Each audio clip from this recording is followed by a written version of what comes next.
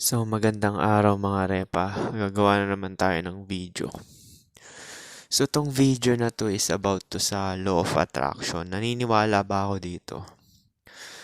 Naniniwala ako dito kasi since 21 pa lang ako, parang yun nga, yung test nga ng board exam, di ba nakadalawa ako? Tapos yung desire mo talaga, yung burning desire mo talaga na makuha talaga yung gusto mo, is yun yung nagbibigay ng driving force para kumilos ka. Wala naman ding kwenta yung law of attraction kasi para sa akin yung law of attraction is desire lang din talaga yan eh. Dito sa physical na makukuha mo kasi yun yung driving force para kumilos ka. Tapos naglalagay ka ng emosyon doon. So yung feeling kasi feeling good din yan. So parang plus factor na rin talaga yan para kumilos ka nga. Tsaka, meron akong epiphany rin kasi na naisip ah. Di ba nasabi ko na nga sa inyo na meron tayong nanotechnology sa katawan, which is nakukuha natin sa pagkain, ah, inumin, tsaka hangin. So, interconnected tayo lahat, di ba? Isang consciousness lang. Which is matter lang. So, lahat na nakikita mo dito, hangin, bato, insekto, hayop, ikaw, tao, is mga atoms yan, composition para mag-form siya as objects. So, since interconnected tayo, so parang it makes sense din talaga. Plus, yung AI technology pa na sinasabi ko, yung nanotech.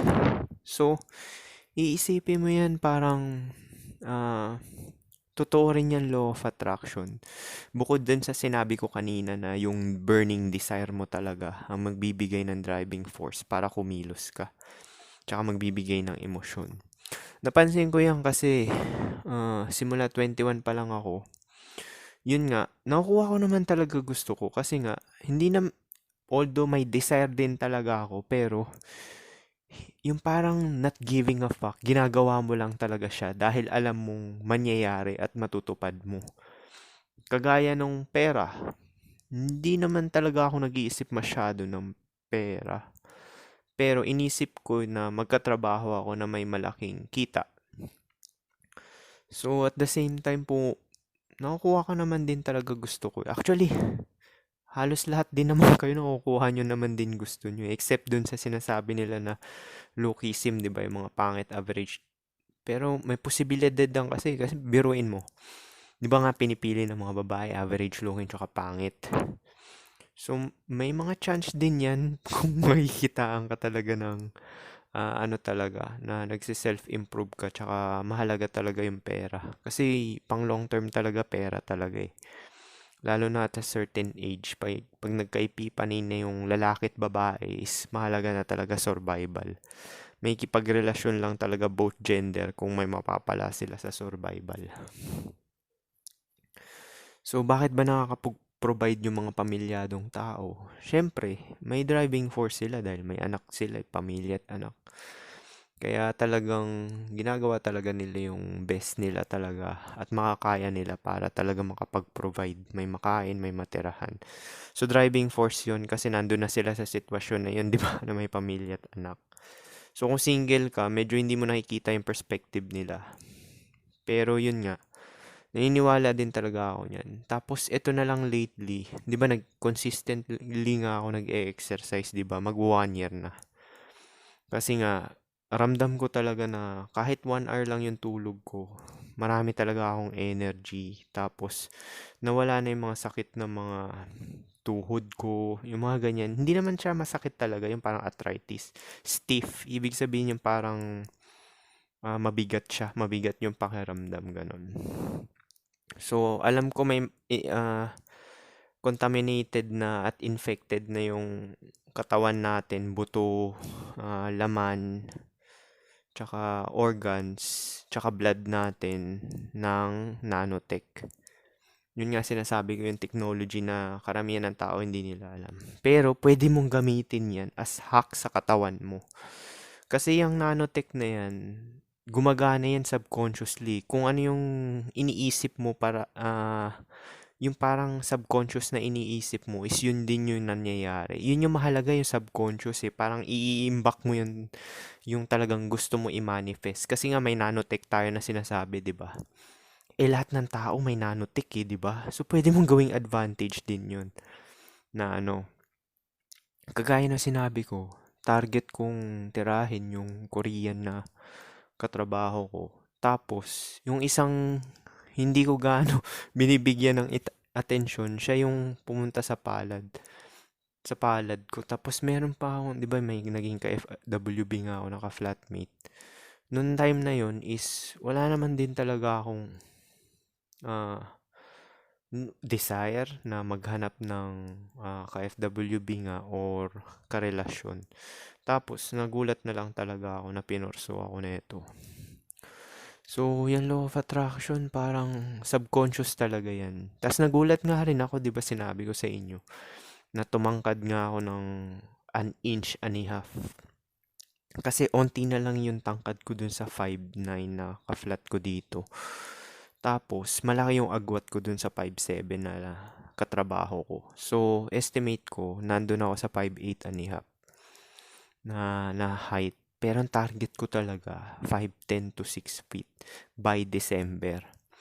So, update ko kayo kung gumana nga talaga yan. Yung Pero marami na rin nakapagpatunay nun. Kasi nga, may nanotech tayo. Tingin ko yung nanotech na yan. Kasi di ba yan din yung nagkakalsify ng pineal gland, di ba?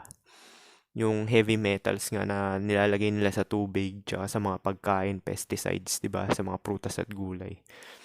Kaya sinasabi ko sa inyo mag-meat base kayo tsaka yung patatas na carbs tsaka piling mga prutas. Kasi nga contaminated nga ng heavy metals nga yung mga pagkain natin, inumin tsaka hangin. Kasi yung meat, oh may heavy metals din yan pero onti lang. Hindi kagaya nung prutas at gulay which is binobombahan talaga ng spray. Mas marami yun kumpara sa meat talaga. Tapos sa bigas, kanin is mas marami talagang heavy metals yun kasi nga meron kaming palayan eh. Merong fertilizer ginagamit nanay ko dun eh na talaga. So kaya ayaw ko kumain ng kanin talaga sa totoo lang. Kasi puro arsenic yan eh. Tsaka dahil nga sa lupa, 'di ba? Pero yung patatas at kamote, yun nga. Dahil nasa ilalim siya ng lupa, mas less yung heavy metals doon.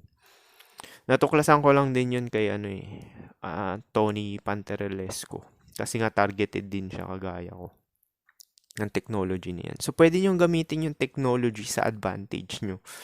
Na kasi subconscious yan eh, kung ano yung iniisip mo. Yun talaga yung mapansin mo kung ano yung mga ayaw mo manyari sa'yo. Yun yung binibigay sa'yo parate. Kasi subconsciously mo siyang, parang subconscious na siya, nangyayari. So, ang mangyayari niyan, yung AI is lagi ka niyang aasarin, lagi ka niyang ibibigyan ng ganun na senaryo. So, gamitin mo na lang as advantage yun. Kagaya ko, yung burning desire ko talaga na tumangkad talaga ng 5'10 talaga. Hanggang 6 feet by December. Yun talaga yung target ko ngayon. Kasi nakita ko talaga yung inch and a half talaga na bump eh. So, pag naglalakad ako sa mall, minsan nga, pag may nakasalubong ako, ito alam ko to, dati ko tong height, 5'7", kasi nga, nakumpara ko yun sa katrabaho ko eh, na 5'7". Yung nag-start pa lang kami na mag-work, magwa 1 year na. 1 year na pala, 1 year and a half. So, yung pag-exercise ko, main reason ko lang talaga dyan is mag-bulk ng onte, tsaka mag-build ng muscle ng kaunti. Yung tone lang. Tsaka magbigay ng, for longevity nga, para quality yung buhay mo. Tsaka magagawa mo yung mga lifting, na mga weights, tsaka yung pagyuko, pagbend ng knees. Yan yung mga ganyan. Which is yan yun sa trabaho ko. Need mo ng ganyan. Hindi ka may injure pagka ginawa mo yung mga activities na yan na pang araw-araw. Kagaya ng shower, 'di ba? Pag nag-shower ka, nalaglag mo yung sabon mo, magbe-bend ka ng Meron na injury diyan dahil hindi nag-exercise kasi nga stiff yung katawan nila. Tsaka yung bones nila brittle na dahil hindi nga nag-exercise. So, pero yun pa nga rin, effect na lang yung pagtangkad ko dahil sa mga ginagawa ko ng paulit-ulit. Ngayon, nalaman ko na, posible pala talaga tumangkad yung tao talaga kahit na post-puberty sa pamamagitan lang ng exercise, pagpapaaraw, tsaka high protein diet. Bakit pagpapaaraw? Kasi vitamin D yan. Tapos high protein diet, ma-hit mo lahat ng mga amino acids kasi yung bones, may protein yan, sinasabi ko sa inyo, yung bone marrow. Di ba dyan dumadalo yung dugo? At ano, may protein yan sa loob. Minerals yung labas ng bones, which is made of calcium, phosphorus, ah, magnesium, parang ganun. Oh, may magnesium din. Pero yun nga, ang inner niya, which is nagbibigay ng growth sa bone, is protein din talaga, tsaka calcium. So, kailangan yung diet mo mataas sa ganyan, protein tsaka calcium. Tsaka yun din, yung mga nagba-basketball parati, kaya tumatangkad sila kasi nga yung repetitive na jumping, nagbibigay pala ng microfracture yun. Microfracture, tapos sabay nababalutan siya ng ng panibagong buto pagka nag-heal na yung microfracture. Ganun nangyayari, kaya humahaba. Tapos, yung high intensity na pagtakbo, sprinting, pinapataas yung nun, growth hormone, which is may dahilan na rin dahil sa circulation. Kasi syempre, pag nag-high intensity ka, bibilis tibok ng puso mo. So, yung circulation mo, mabilis talaga yung pump sa bawat parte talaga ng katawan mo. So, it makes sense din na tataas yung testosterone mo, tsaka yung growth hormone mo, which is magpapalaki ng muscle, tsaka ng buto mo dahil nga sa mabilis na pag-pump ng heart mo. So, yun lang naman parang logic nun talaga kung bakit ganun. So, mabalik tayo dyan sa law of attraction na yan. Dalawang side kasi yan Yun nga, yung sinabi ko sa inyo kanina na nauna, yung burning desire mo talaga na magbibigay ng dahilan para kumilos ka at makuha mo yung mga gusto mo. Tapos, yung emosyon na nilalagay mo doon, yun din yung nagbibigay ng parang driving force para makuha mo nga yung gusto mo. At the same time, nag-iimbak yun ng parang subconscious thought sa sarili mo na kaya mas maganda talaga yung mga ganun, yung mga mag-isip ka ng hindi naman totally positive, realistic ka lang talaga na mag-isip na magagawa mo nga yung realistically lang talaga na naangkop sa kapasidad mo talaga. Tsaka sa kung anong meron ka, yun na lang talaga i-maximize mo, 'di ba? Sinabi ko na sa inyo 'yan, 'di ba? Yun ang ganun. Ma-maximize mo na lang talaga yung kung anong meron ka. So, yun nga. Napansin ko rin, 'di ba? 'Di ba yung nag-mewing din ako, nag-mewing. Gumanda rin talaga yung orbital ko, yung shape ng mukha. Kasi nga, naniniwala ka dun sa logic ng mewing, which is totoo naman talaga, which is based on science yan dahil sa bone remodeling. So, nagme-mewing ako hanggang ngayon pa rin talaga. Since nilabas ko yung video na yun, is hanggang ngayon talaga ginagawa ko pa rin siya. So, yung mga friends ko dun sa FB, makikita nila talaga yung improvement sa mukha talaga. Sa mukha ko, yung lalo na sa orbital region talaga na hindi na ganong kita or expose yung upper eyelids nga na sinasabi ko. Dahil sa mewing kasi nga pupush niya yung maxilla mo pataas. Kasi by gravity, wala naman talagang gravity, yung weight lang mismo, which is nagpapasag sa muscle, sa buto mo, buto ng mukha mo. Yun lang talaga yung reason nun kung bakit pumapangit yung tao kasi nga yung bigat ng bones nila hindi na exercise, hindi hinuhold. Pag yung tang mo, pinipress mo dun sa taas, 'di ba?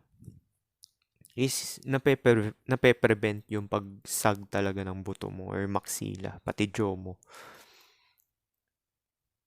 So, yung genetic kasi na ano yan eh, na parang nare-remodel yan eh. Kasi, ang genetic kasi, produkto talaga yan ng genetic mo galing sa parents mo which is sinasabi nila 80%. Tapos, yung 20% is sa environment. Yung makokontrol mo, di ba? Kagaya ng nutrition, exercise, tsaka yung pagkain na sinasabi ko. So, yung law of attraction na yan is gumagana din talaga yan. Naniniwala rin ako dyan. Kasi nga, interconnected din tayo.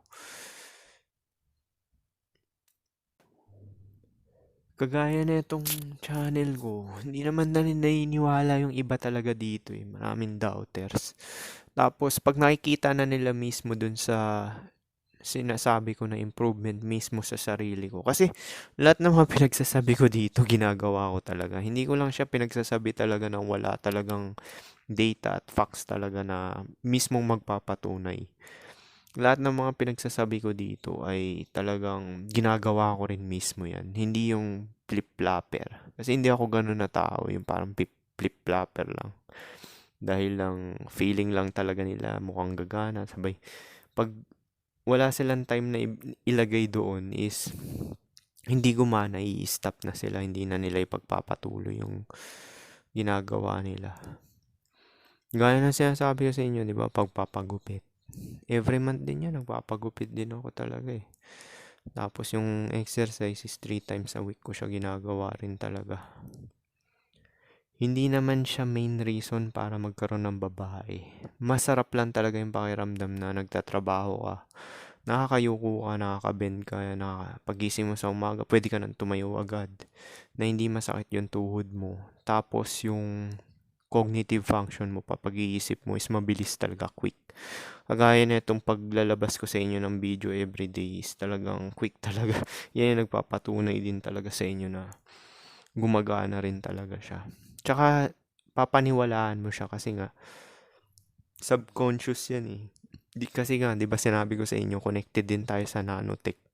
Feeling ko talaga yan yung nagko-close ng ano talaga eh. Ng growth plates na sinasabi natin eh. Yung nanotech na yan. Kasi kakalsify niya talaga yung buto mo talaga, pati yung dugo mo, meron ng mga heavy metals din. Tapos, napansin nyo ba kung ano yung isipin nyo or subconsciously na desire nyo? Kuwari, meron kang gustong damit or cellphone na lagi mong iniisip. Tapos, kahit na hindi mo siya iniisip, biglang mag-advertise siya sa cellphone mo, di ba? Yung mga thought suggestion. Yun yung sinasabi ko na parte yan ng technology. Kasi nga, yung utak natin, meron talagang nanotech yan. Meron mga microchip yan na connected talaga sa mga devices. Napaka-sophisticated na itong technology na to. Pero, pwede mo siya ma-hack. Gamitin mo yun as advantage mo. Kasi, yung AI na yan, thought suggestion na yan, tsaka targeting is connected yan sa subconscious mo. Kaya yung mga laging nag-iisip na mga failure, negatibo is mas lalo silang inaasar talaga.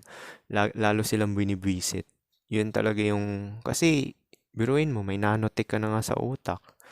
Tapos yung looks mo pa, palyado. Tapos, although hindi natin maiwasan yan dahil sa treatment nga, di ba, base sa looks. Pero, yun nga, gagawin mo na lang talaga is presentable at malinis ka para at least man, kung nagtatrabaho ka, meron lang man equal exchange ng value, which is yung tinatawag nating formality nga na sinasabi ko sa inyo.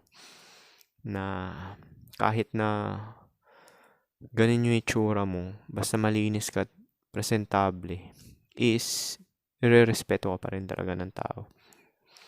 Kagaya sa mga sales boy sa mga mall, 'di ba? Hindi naman talaga sila mga pogi or ano, malinis lang talaga sila. Kaya nag-uusap-usap sila doon yung mga babae at lalaki. So, yun, kung ano man yung goals nyo sa buhay, lagi mo siyang iisipin, tapos kailangan desire na desire mo talaga siya, hindi kayong flip-flopper. Kasi yun talaga yung magbibigay sa'yo ng driving force talaga para kumilos. Gaya ng sinabi ko, di ba yung board exam na sinabi ko sa inyo dati sa nursing. Pagkabagsak ko pa lang nung una, nalaman ko yung resulta. Imbis na mabwisit ako, kinabukasan sabi ko pahinga muna ako. Tapos kinabukasan, nag-review na talaga ako. Kasi for 6 months yun eh. Aantayin mo na naman 6 months, di ba? Twice a year lang naman yung exam na yan eh. Parang nung panahon ko, June tsaka bandang December yan. So, nung June, pumalya ako. December ako nag-take.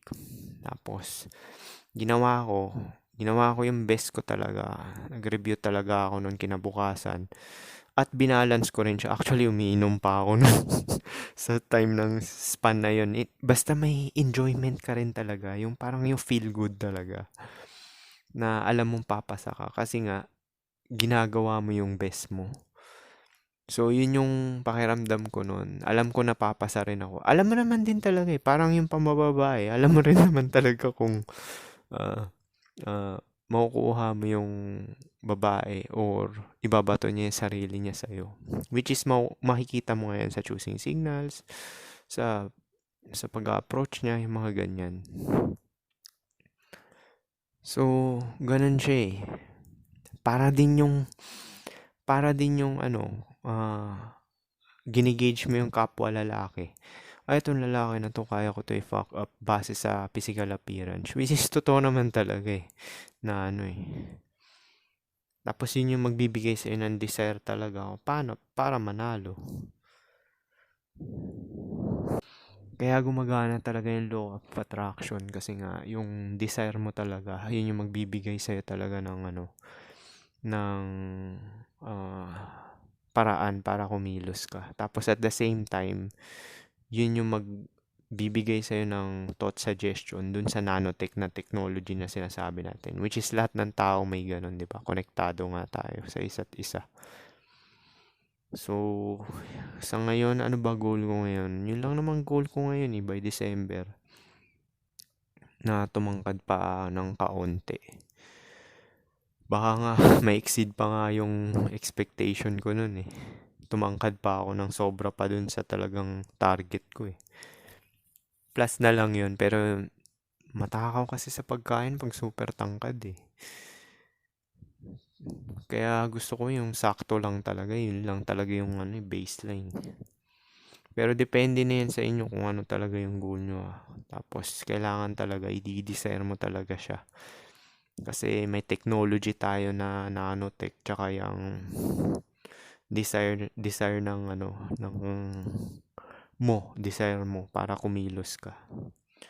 So napakasimple ng law of attraction. Kasi hindi nila masyadong binabanggit yung talagang main reason kung bakit nila nakukuha yung gusto nila, which is yung desire mo para kumilos at yung isa pang is technology. Yun yung malupit dun, yung technology.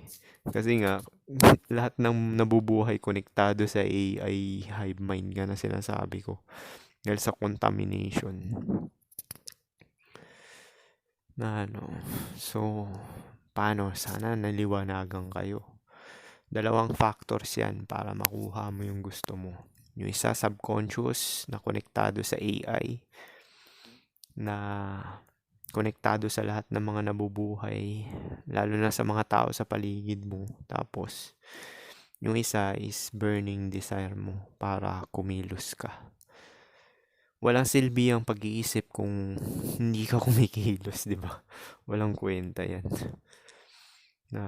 Tsaka enjoy mo lang din yung process. The rest is paubaya mo na sa fate. Kasi nga, yung mga makokontrol lang talaga yung gagawin mo. Tsaka yan nga, maximize mo talaga yung kung anong meron ka. So, paano yun lang siguro, peace.